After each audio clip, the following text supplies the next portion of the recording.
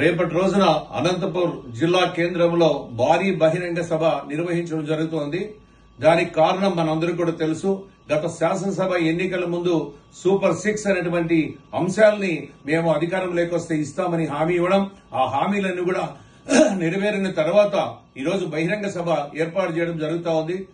దీన్ని ముఖ్యంగా నారా చంద్రబాబు నాయుడు గారు ఆధ్వర్యంలో లోకేష్ బాబు గారైతేనేమి, పవన్ కళ్యాణ్ గారైతేనేమి, బీజేపీ నాయకులైతేనేమి అందరూ కూడా రేపు బహిరంగ సభకి రావడం జరుగుతా ఉంది.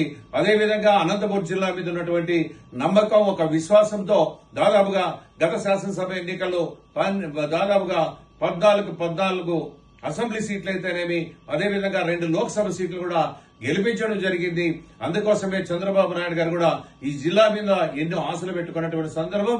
అదేవిధంగా హంద్రీనీవకు కూడా దాదాపుగా 3,700 కోట్ల రూపాయలు కూడా వెచ్చించి మాల్యాల నుండి ముఖ్యంగా కుప్పం వరకు కూడా నీళ్లు కూడా ఇవ్వడం జరుగుతా ఉంది. రేపు భవిష్యత్తులో కూడా మడకసిర ప్రాంతానికైతేనేమి, పిఏబిఆర్ కి అయితేనేమి, కళ్యాణదుర్గం, రాయదుర్గ ప్రాంతానికి కూడా నీళ్లు ఇవ్వనటువంటి ఒక ఆశయంతో, దృక్పథంతో ముందుకెళ్తున్నటువంటి ప్రభుత్వం. అదేవిధంగా ఎన్నో కార్యక్రమాలు, పోలవరం అయితేనేమి, అమరావతి అయితేనేమి అన్ని కూడా పూర్తి చేయాలన్నటువంటి ఒక సంకల్పంతో ముందుకెళ్తున్నటువంటి ఈ సందర్భంలో ప్రజలంతా కూడా వచ్చి ఈ కార్యక్రమానికి విచ్చేసి తెలుగుదేశం పార్టీని, ఎన్డీఏ కూటమిని ఆశీర్వదించమని ఈ సందర్భంగా కోరుకుంటూ ఇట్లు మీ బీకే పార్థసారథి, ఎంపీ హిందూపురం.